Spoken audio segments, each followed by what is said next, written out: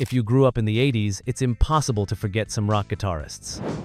We've talked about some of these guitarists in the past videos, and today I've compiled a new list of 13 more guitarists who deserve more recognition. One of these guitarists played with his heart, not his eyes. The other influenced generations with a single solo. Have you guessed these guitarists? Let's start. Rory Gallagher is first on our list. This Irish guy blended blues and rock in the 70s in such a way that he was almost in a trance on stage. He was one of the most sincere stage figures of the 70s in my opinion. Anyone who has heard him live will tell you that his music is not about dazzling technique, but about the soul. He attracted attention with his self-titled debut solo album in 1971 and expanded his fanbase with albums like Deuce and Tattoo. But if you really want to understand him, listen to the Irish Tour 74 album. There's a Rory Gallagher festival in Donegal every year. Today, many guitarists still try to imitate his tone. None of them can really capture that feeling. Because Rory Gallagher was not just a guitarist, he was that feeling.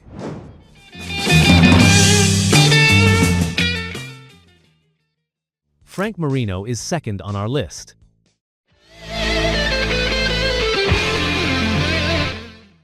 When Frank Marino picked up a guitar, he was redefining psychedelic blues rock. He became a rising star from Canada in the early 70s with his band Mahogany Rush.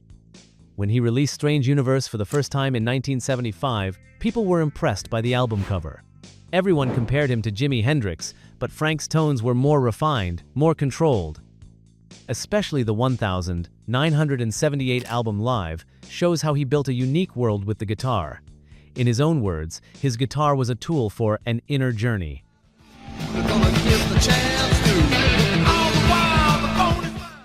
Marino's music carried more emotion than technique on stage. Unfortunately, he never fit the glossy face of the music industry, so his name never returned to MTV screens. In 2021, he announced his retirement from music. Third on our list is Terry Kath.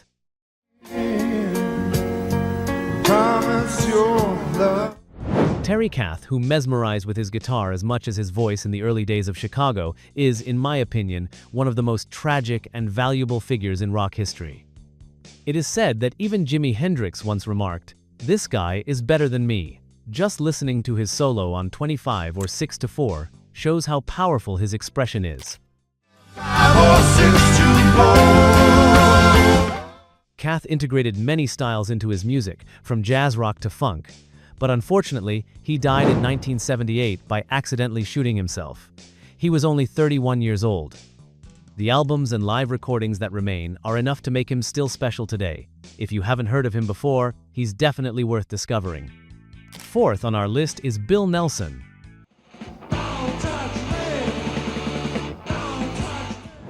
As a pioneer of bebop deluxe, Bill Nelson distinguished himself as both a guitarist and composer in the progressive and glam rock scene of the late 70s.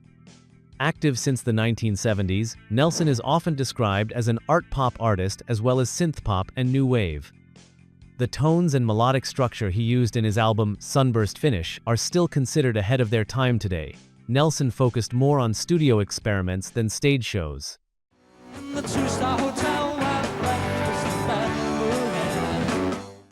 From the 80s onwards, he turned to a solo career and released numerous albums in ambient and electronic genres. He has always stayed out of the spotlight, but has left his mark in music history as one of those who pushed the creativity of the guitar. Mick Ronson is fifth on our list.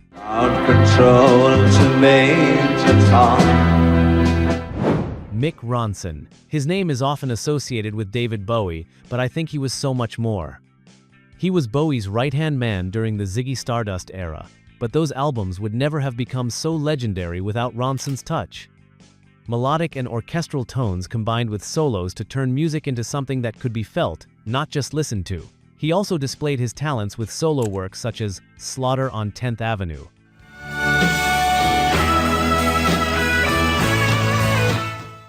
His guitar was not just the background, but the heart of the narrative. His unpretentious demeanor, simplicity, and sincerity were what set him apart from other guitarists. Unfortunately, he succumbed to liver cancer in 1993, at the age of 46. He left as quietly as he came. Sixth on our list is Danny Gatton.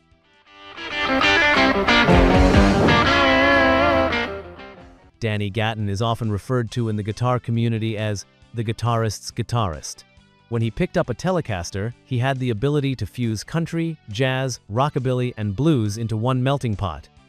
Albums like 88 Elmira Street are a combination of his technical genius and emotional delivery. Adam was able to blend many styles.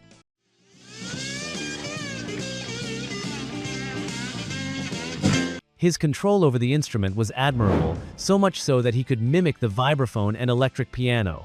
His instructional videos made even the most impossible things look easy to play. Gatton, however, never reached a wide audience. His reclusive nature and distance from the industry kept him in the background. His tragic suicide in 1994 shook the music world to its core. But his name is still revered in the guitarist community. His fingers didn't just play the guitar, they made it talk. Robin Trower is 7th on our list.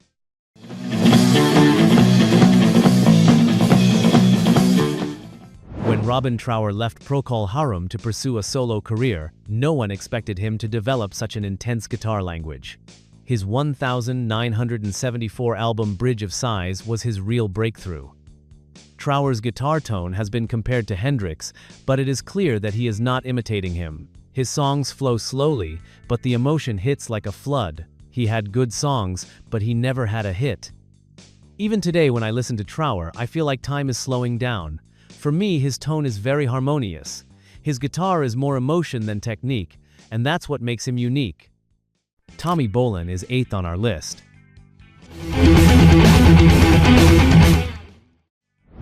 Tommy Bolin was born on the 1st of August, 1951 in Sioux City, Iowa. He lost his life at a very young age, but he was a talent who achieved great things despite his short life. His short time in Deep Purple, his work with James Gang, and especially the album Teaser, show how colorful and uninhibited a guitarist he was. He pushed the boundaries with songs that combined funk, jazz, blues, and hard rock. Tracks like Wild Dogs are still timelessly fresh. His death in 1976 at the age of 25 is one of the greatest losses in rock history. But everyone who knew him knows. Bolin is not an era. Alex Skolnick is 9th on our list.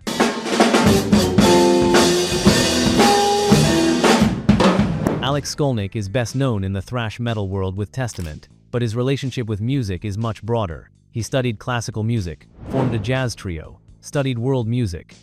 This versatility has taken his guitar playing to another level. Solo albums like Transformation and Veritas show both his technical and expressive power. If you've seen him live, his stage presence is undeniable. I remember people with tears in their eyes during Do or Die. Skolnick pursues meaning instead of chasing speed. He is one of the rare musicians who sees the guitar not only as an instrument, but as a way of thinking. Roy Buchanan is 11th on our list.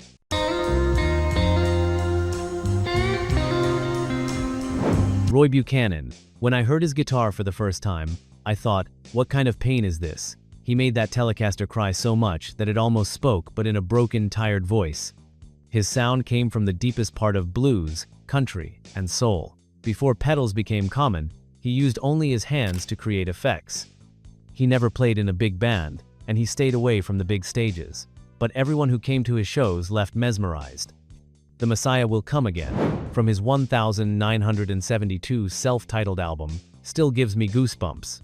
He didn't play the guitar fast, but he put so much soul into every note that you didn't want to hear anything else.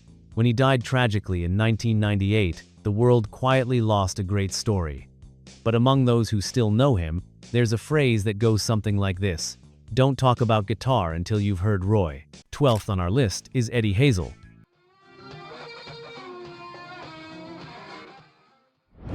Eddie Hazel. There are many who don't know him, but once you've heard his Maggot Brain solo, it's forever etched in your mind. He doesn't talk to his guitar, he cries. To me, he was the soul at the heart of Funkadelic's alien music. George Clinton said to him as he walked into the studio, "Imagine your mother has died. And now play the guitar." What comes out is a 10-minute lament. But not an accepting silent lament. It's a questioning, rebellious, soul-searching guitar monologue. In the 70s, he combined funk and rock in such a unique way that comparisons to Hendrix are inexcusable. But, sadly, Hazel disappeared into the darkness of both the industry and himself. He died in 1982, aged just 42. He came quietly, he went quietly. But I think Eddie Hazel was one of those rare men who made the guitar not an instrument, but a scream. That's why he couldn't be left out of this list. Jeff Healey is 12th on our list. Leave me here to cry. I was surprised when I first saw him playing the guitar horizontally on his knee. He was born blind, but to me, he made me feel much more than what he saw with the guitar. It was like he was searching for emotions with his fingertips, not notes. Open the album, See the Light. Just listen to tracks like Confidence Man or Angel Eyes. His guitar makes you cry. His technique was already unique, but I think the real difference was the way he made you feel. It was like he lived every note and then played it. He made a quick entry into the popular rock scene, but he never cared about fame. He played blues, jazz, rock. Whatever it took, but he always played like Jeff Healey. He passed away in 2008 at the age of 41.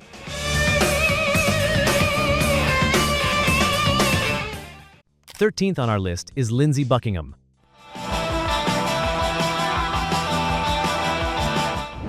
Lindsey Buckingham. Most people know him for hits like Go Your Own Way or Big Love.